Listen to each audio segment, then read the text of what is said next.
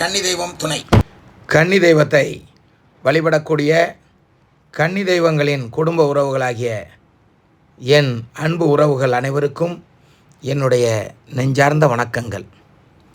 நேரடியாக கேள்வி பதிலுக்குள் செல்வோம். கன்னி தெய்வம் துணை. எங்கள் ஊரில் ஒரு கன்னி தெய்வம் ஆலயம் உள்ளது. அந்த சுற்று வட்டாரமே வணங்கும்.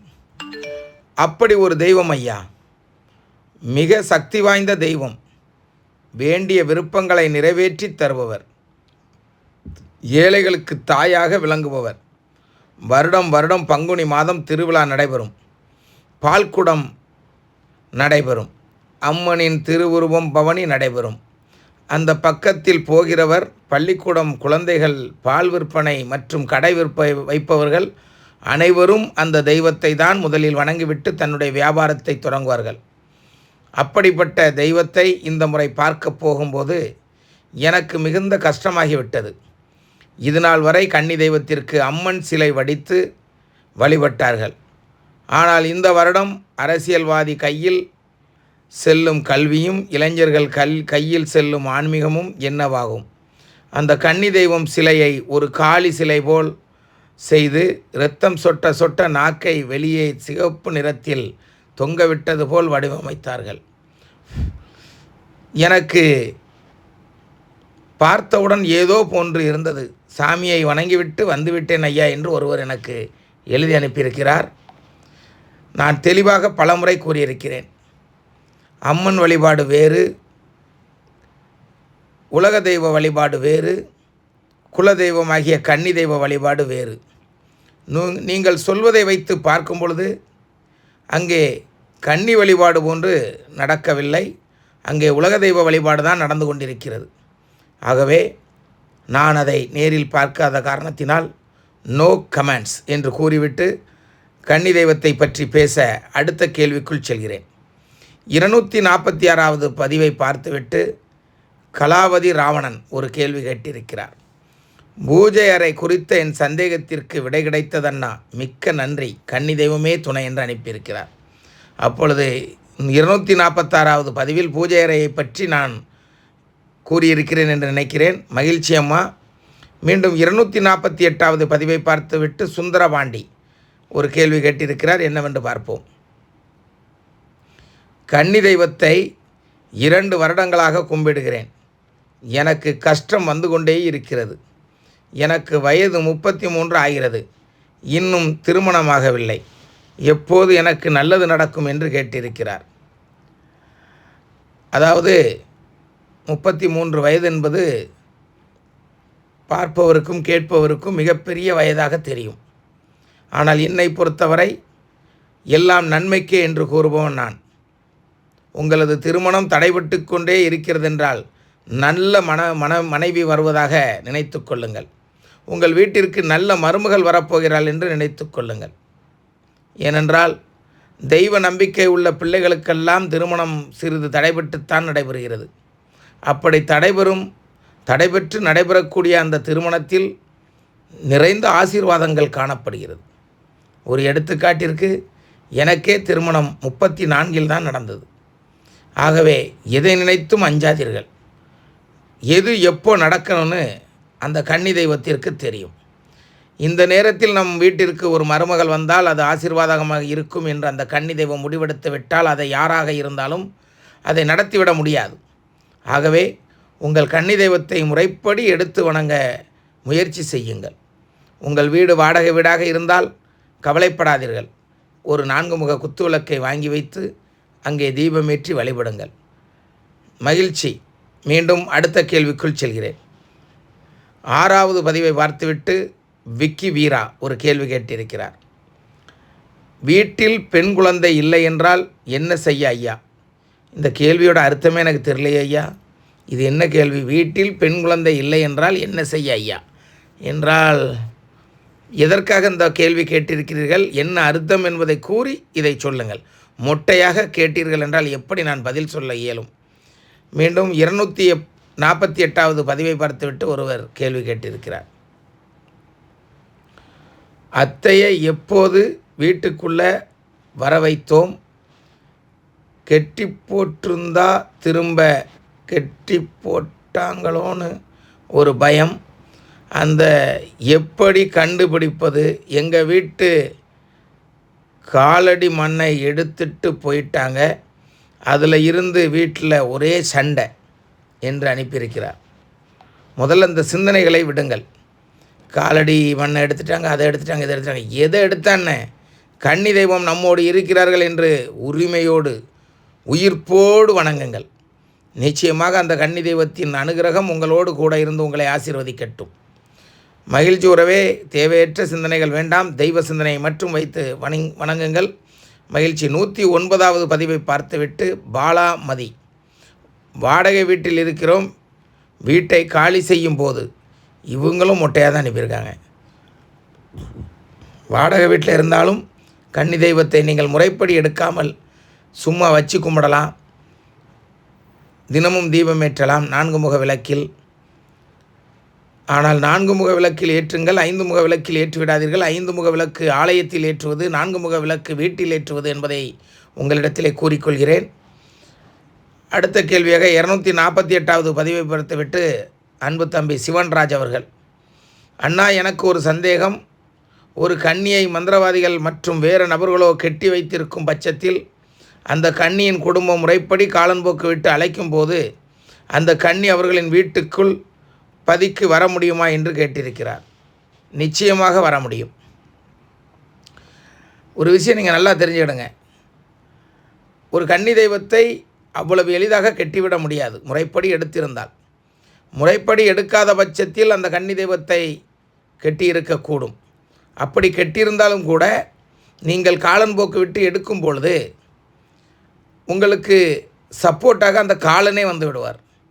ஏனென்றால் முறைப்படி ஒரு கன்னியை எடுக்கும் பட்சத்தில் அந்த கன்னி தன் வீட்டிற்குள் வருகிறது. அப்படி எடுக்கவில்லை என்றால் அது காலனிடத்திலே இருக்க வேண்டும்.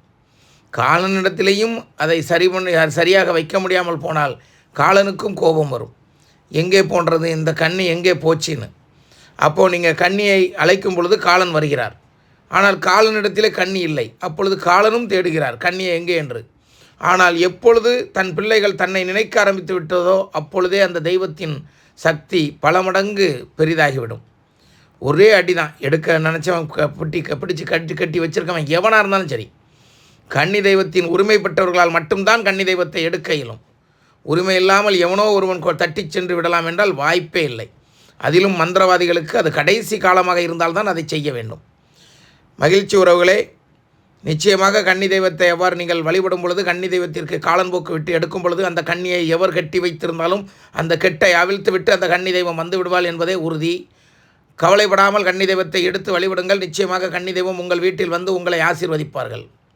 மீண்டும் அடுத்த கேள்வி 248வது பதிவை பார்த்துவிட்டு கன்னி தெய்வம் துணை ஒரு கேள்வி கேட்டிருக்கிறார். என்ன கேள்வி என்று பார்ப்போம். கார்த்திக் அவர்கள், அண்ணா எனக்கு ஒரு சந்தேகம். பேய் பிடித்திருப்பவர்களுக்கு கன்னி தெய்வ பதியை கேட்க முடியுமா? பதிவை கேட்க முடியுமா, பார்க்க முடியுமா அண்ணா? இதில் தப்பு இருந்தால் மன்னிக்கவும் அண்ணா என்று கேட்டிருக்கிறார்கள். பேய் தான் ரொம்ப இன்ட்ரெஸ்ட்டாக பார்க்கும். அப்படி என்ன இருக்குது அந்த தெய்வத்திட்ட, அது யார் நம்ம பார்க்கணும் அப்படின்னு சொல்லிட்டு நம்மகிட்ட வரோம். ரூபினிசம்மா லைசம்மா கோட்டைக்குள்ளே வந்து அப்படி நிறைய பேய்கள் சிக்கியிருக்கிறாங்க. பேய் பிடித்தவர்கள் இதை கேட்டுக்கொண்டிருக்கும் பொழுது அந்த உடம்பில் பேய் இருந்தால் நிச்சயமாக அந்த பேய் விலகாமல் அந்த உடம்பில் இருந்து கொண்டே யார் இந்த கன்னி தெய்வம், இவர்களிடத்தில் நாம் சென்று மோதி பார்க்கலாமா என்று கூட அந்த பேய் நினைக்கும். அப்படி நினைக்கும் பொழுது அந்த குடும்பத்திற்கு நல்ல காலம் பிறக்கிறது என்ற அர்த்தம். அப்படி வரக்கூடிய பேய்களை அடித்து நொறுக்கி தும்சம் செய்து அந்த துஷ்ட ஆவியை அழித்து வழி அனுப்பி வைப்பார் ரூபினிசம்மா லைசாமா ஆகிய கன்னி தெய்வங்கள். ஆகவே கார்த்திக் அவர்களே, உங்களுக்கு தெரிந்தவர்கள் எவருக்காக பேய் பிடித்திருந்தால் நான் பேசக்கூடிய இதை கொண்டு அவர்களிடத்திலே காட்டுங்கள். அவர்களுடைய கண்கள் மாறுகிறதா என்று பாருங்கள், முகங்கள் வேர்க்கிறதா என்று பாருங்கள், உணர்ச்சி வசப்படுகிறார்களா என்று பாருங்கள், கைகள் ஆடுகிறதா என்று பாருங்கள், பற்களை கடிக்கிறார்களா என்று பாருங்கள், முறைக்கிறார்களா என்று பாருங்கள். நிச்சயமாக கன்னி தெய்வத்திடம் சிக்கிக்கொள்ளும் அந்த பேய் பிசாசுகள். இருந்தாலும் அவரவர் வீட்டில் இருக்கக்கூடிய கன்னி தெய்வத்தை வழிபட்டு வாழ்வில் நலம் பெற வாழ்த்துகிறேன். எல்லாரும் இங்கே வந்துட்டிங்கன்னா உங்கள் வீட்டு கன்னி தெய்வத்தை யார் வணங்குவார்? ஆகவே முதலில் உங்கள் வீட்டில் இருக்கக்கூடிய கன்னி தெய்வத்தை முறையாக எடுத்து வழிபடுங்கள். பின்பு நம் அத்தைகளை நினைத்து வழிபடுங்கள். தாராளமாக அத்தைகளின் கோட்டைக்கு வரலாம். ஆடி 30 உங்களுக்கு 100 வருட அழைப்பு என்று ஏற்கனவே கூறியிருக்கிறேன். ஆடி மாதம் 30ஆம் தேதி ரூபணி சாலை அத்தைகளுக்கு இங்கு திருவிழா மிக சிறப்பாக நடைபெறும். அன்றைய தினம் நீங்கள் யாராக இருந்தாலும் வருகை தந்து அத்தைகளை வணங்கி செல்லலாம். மகிழ்ச்சி. மீண்டும் அடுத்ததொரு கேள்வி. அண்ணா உங்கள் மொபைல் நம்பர் வேணும், கொடுங்க அண்ணா ப்ளீஸ் என்று ஒருவர் கேட்டிருக்கிறார். என்னுடைய மொபைல் நம்பர் வாங்குவதற்கு முன்பாக நீங்கள் ஒன்றை தெரிஞ்சுக்கணும். நம்மளுடைய பதிவுகளில் இருக்கக்கூடிய அத்துணை பதிவுகளையும் நீங்கள் பார்த்து விட்டால் என்னுடைய மொபைல் நம்பர் இங்கே 5 பதிவுகளில் போடப்பட்டிருக்கிறது, உங்களுக்கு கிடைத்துவிடும் தானாகவே. ஆகவே அனைத்து பதிவுகளையும் கேளுங்கள். பின்பு உங்கள் சந்தேகங்கள் எதுவாக இருந்தாலும் தீர்த்து வைக்கிறேன். மகிழ்ச்சி. மீண்டும் 235வது பதிவை ஒருவர் பார்த்துவிட்டு கேள்வி கேட்டிருக்கிறார். என்ன கேள்வி என்று பார்ப்போம்.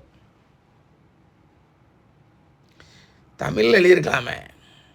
அப்பா, நான் தமிழ் வருட பிறப்பு அன்று காலையில் விளக்கு ஏற்றினேன் அப்பா. மாலை 6 மணிக்கும் விளக்கு ஏற்றினேன் அப்பா. ஆனால் மாலை விளக்கு எரிந்து கொண்டு இருக்கும்போது நான் கீழே உட்கார்ந்து வணங்கி கொண்டு இருந்தேன். அப்போது என் பையன் அழுதுகிட்டே வந்தான். அவன் திரும்பி பார்த்த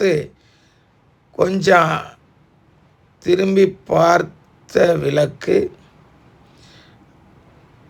அணைந்து விட்டது. திரும்பி பார்க்கவும் விளக்கு அணைந்து விட்டது. ஏன்னு தெரியவில்லை அப்பா. நானும் அழுது கொண்டே எனக்கு நீதான் துணை என்று அம்மானு அழுது கொண்டே இருந்தேன். எனக்கு கவலையாக இருக்கு அப்பா. நான் என்ன தப்பு செய்தேன் என்று தெரியவில்லை அப்பா. கன்னி தெய்வம் துணை அப்பா என்று அனுப்பியிருக்கிறார்கள். ஒரு விஷயத்தை நன்கு தெரிந்து கொள்ளுங்கள்.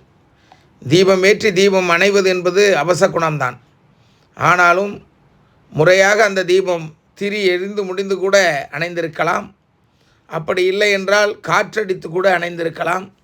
பொதுவாக கன்னிக்கு தீபம் ஏற்றும் பொழுது பின் வாசலை நீங்கள் அடைத்து வைப்பது சிறப்பு. முன் வாசலை திறந்து வைப்பது சிறப்பு.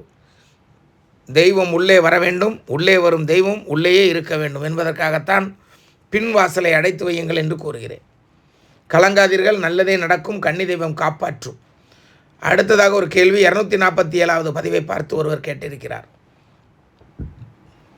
கன்னி தெய்வம் துணை அண்ணா, உங்களை தவிர வேற யாராலும் இதை சொல்லவே முடியாது. நீங்கள் எங்களுக்கு கிடைத்த மிகப்பெரிய சந்தோஷம் அண்ணா. மகிழ்ச்சி உறவே, உங்கள் சந்தோஷமே என் சந்தோஷம். நான் உங்களுக்கு கிடைத்தது போல நீங்களெல்லாம் எனக்கு கிடைத்தது கன்னி தெய்வத்திற்கே மிகப்பெரிய மகிழ்ச்சியாகத்தான் இருக்கும். மீண்டும் சென்னையைச் சேர்ந்த அன்பு உறவு சேகர் அவர்கள். கன்னி தெய்வம் துணை. கன்னி தெய்வத்தின் மூத்த மகனே வணக்கம். உலக கன்னி தெய்வத்தின் அனைத்து பக்தர்கள் அனைவருக்கும், நம்ம சேனல் உறவுகள் அனைவருக்கும் கன்னி தெய்வத்தின் மூத்தன் மகனாகிய உங்களுக்கும் இனிய தமிழ் புத்தாண்டு நல்வாழ்த்துக்கள். தமிழ் புத்தாண்டுக்கு போட்டதே இன்றைக்கி தான் வாசிக்க முடியுதோ? கஷ்டம்தான் நம்ம நிலைமை. அப்போ எவ்வளோ பாக்கி இருக்குது பாருங்கள் கேள்விகள் எல்லாம். இந்த ஆண்டு அதிகமாக கன்னி தெய்வங்கள் பதியில் அமர்ந்து ஆட்சி செய்ய வேண்டும். அதில் எங்கள் கன்னி தெய்வமும் இருக்க வேண்டும்.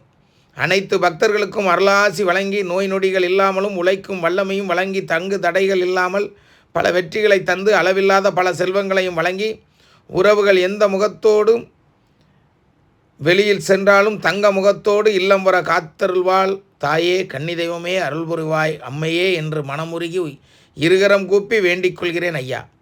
நம்ம சேனலுக்கு இனிவரும் புதிய பக்தர்களுக்கும் நம்ம சேனல் உறவுகள் சார்பாக தமிழ் புத்தாண்டு நல்வாழ்த்துக்கள் என்று கூறியிருக்கிறார்.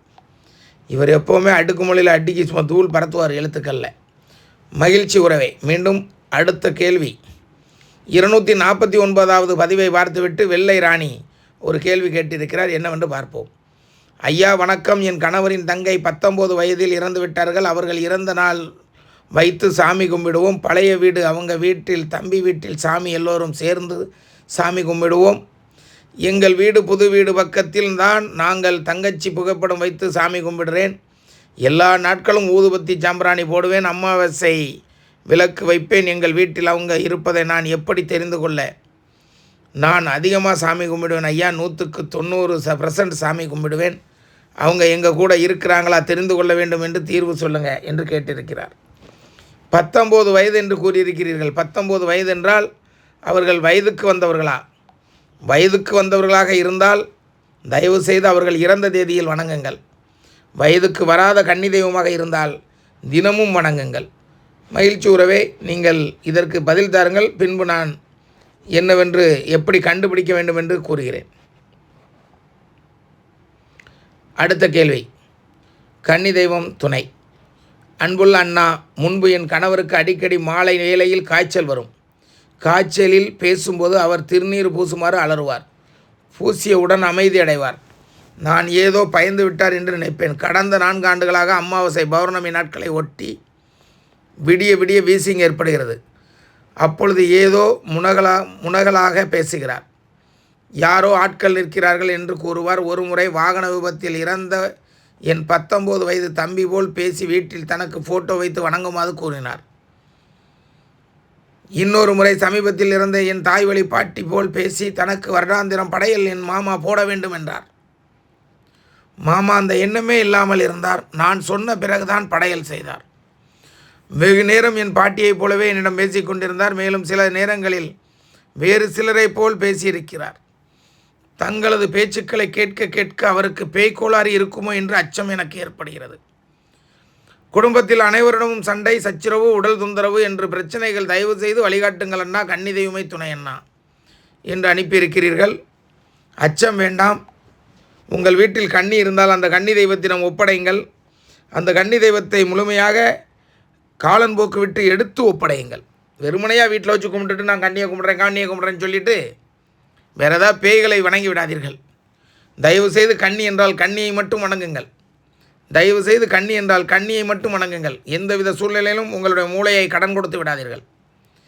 கவலைப்படாதீர்கள். ஒருவேளை உங்கள் கணவருக்கு அந்த பேய் கோளாறு நிவர்த்தியாகவில்லை என்றால் தாராளமாக ரூபனிசா லைசால் அத்தைகளின் கோட்டைக்கு அவரை அழைத்து வாருங்கள். ஒரே நாளில் பூஜை கொடுத்து அதை வழியனுப்பி வைத்து விடுவோம்.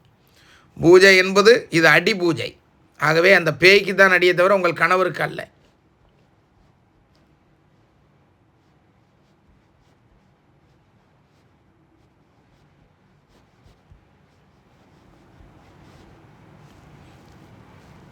அடுத்தபடியாக ஒரு கேள்வி. கன்னி தெய்வம் துணை ஐயா, வணக்கம். நான் 4 வாசன் கோட்டை செல்வம் பேசுகிறேன். அண்ணா, நான் சென்னையில் வசிக்கிறேன். எனக்கு தங்களை நேரில் பார்த்து பேச வேண்டும். தங்களது சாலிகிராமத்தின் அட்ரஸ் தர வேண்டும் என்று கேட்டுக்கொள்கிறேன். அண்ணா, பதில் தர விரும்பும் கன்னி தெய்வத்தின் உறவுகளில் ஒருவன். கன்னி தெய்வம் துணை. கவலையப்படாதுங்க. உங்களுக்கு நான் அட்ரஸ் தரக்கூடிய நபரை கூறிவிடுகிறேன். அந்த நபரை தொடர்பு கொள்ளுங்கள். நிச்சயமாக அவர் உங்களை சரியான முறையில் வழி நடத்துவார். மகிழ்ச்சி. மீண்டும் ஒரு ஆடியோவை கேட்போம். நல்லா இருக்கீங்களாண்ணா? இப்போது கன்னிப்பதிக்கு முன்னாடி உட்காந்து தானே பேசிகிட்ருக்கேன். இன்றைக்கி அந்த பதிவில் சொன்ன மாதிரி கன்னி தெய்வத்தை பற்றி ஒருத்தவங்க சொன்னார். அந்த மாதிரி உண்மைதாண்ணா. ஏன்னா என்னோட பாப்பாவுக்கும் ரொம்ப முடியாமல் இருந்தப்போ நம்ம கன்னியம்மாவை முழுசாக நம்பி தான் நான் விளக்கு போட்டுகிட்டே இருந்தேன். விளக்கு இப்போ தான் 1 மாதமாக போடுறோம். நான் அதுக்கு முன்னாடியே நம்பிட்டே தான் இருந்தோம். இப்படி பார்த்திங்கன்னா மாத்திரையும் கொடுத்துட்ருக்கோம். மாத்திரை கொடுத்தாலுமே இந்த அளவுக்கு இப்போ பார்த்திங்கன்னா முன்னைக்கு இப்போ எவ்வளவோ பரவாயில்லண்ணா. அவள் கையாலேயே கன்னியம்மாவுக்கு தீபம் ஏற்றுற அளவுக்கு அவள் வந்திருக்கா. இன்னும் ஒரு 30%, 70% பரவாயில்லண்ணா. ஸ்கூலுக்கு ஜூன் மாதத்துலேருந்து அனுப்பலாம் அப்படின்னு சொல்லிட்டு இருந்துகிட்ருக்காங்கண்ணா. இப்போ பார்த்தீங்கன்னா அவளாக எதுவுமே சாப்பிடாத கொள்ளாத இருந்தால், ரொம்ப முடியாமல் இருந்தா. இப்போ பார்த்தீங்கன்னா எவ்வளவோ பரவாயில்ல. மாத்திரை ஆனால் தினமும் கொடுத்துட்ருக்கேன் நைட்டில். இருந்தாலும் இவங்களோட சக்தியும் கூட சேர்ந்து இருக்குதுன்றது நான் முழுசாக நம்புகிறேண்ணா. அவங்கள முழுசாக நம்பினதுனால நான் இந்த அளவுக்கு இது பண்ணியிருக்கேன். இன்னும் அவள் மேலும் நல்லா இருப்பான்ற நம்பிக்கை எனக்கு இருக்குதுண்ணா. எவ்வளவோ பரவாயில்லண்ணா. ரொம்ப சந்தோஷம்ண்ணா எனக்கு. ஆனால் அவங்கள முறைப்படி உள்ளே அவங்கள எடுத்து வணங்கணும்னு அதை தான் நான் எதிர்பார்த்துட்ருக்கேன். அதுக்கான வழியும் அவங்க தானே கொடுக்கணும். தினமும் அதை தான் நான் வேண்டிகிட்ருக்கேன். கன்னி தெய்வம் துணை அண்ணா. சென்னைக்கு வர்றப்ப நான் அவங்கள சந்திக்கிறேண்ணா. பாப்பாவையும் கூட்டிகிட்டு வரேன். கூட எங்கள் இருக்கிறவங்க ஃபேமிலியில் நான் கேட்டிருக்கேன். நான் அவங்களையும் வர சொல்லி. அதனால் கண்டிப்பாக உங்களை சந்திக்கிறேன். நான் கண்டிப்பாக சந்திக்கலாமா? கவலைப்படாதுங்க. உங்களுடைய நம்பிக்கை வீண் போகாது. 100% உங்கள் வீட்டில் இருக்கக்கூடிய அந்த கன்னி தெய்வங்கள் உங்கள் மகளை காப்பாற்ற போராடுவார்கள். அது பில்லி சூனிய ஏவல் தொந்தரவாக இருந்தாலும் சரி, துஷ்ட ஆவிகளாக இருந்தாலும் சரி, கன்னி தெய்வத்தின் கண் பார்வையிலிருந்து தப்பிக்கவே முடியாது. நோயாக இருந்தாலும் பேயாக இருந்தாலும் காத்தருள அவளை வேண்டிக் கொள்கிறேன். நன்றி, மகிழ்ச்சி. மீண்டும் அடுத்த பதிவில் உங்களை சந்திப்போம். கன்னி தெய்வம் துணை, கன்னி தெய்வம் துணை, கன்னி தெய்வமே துணை.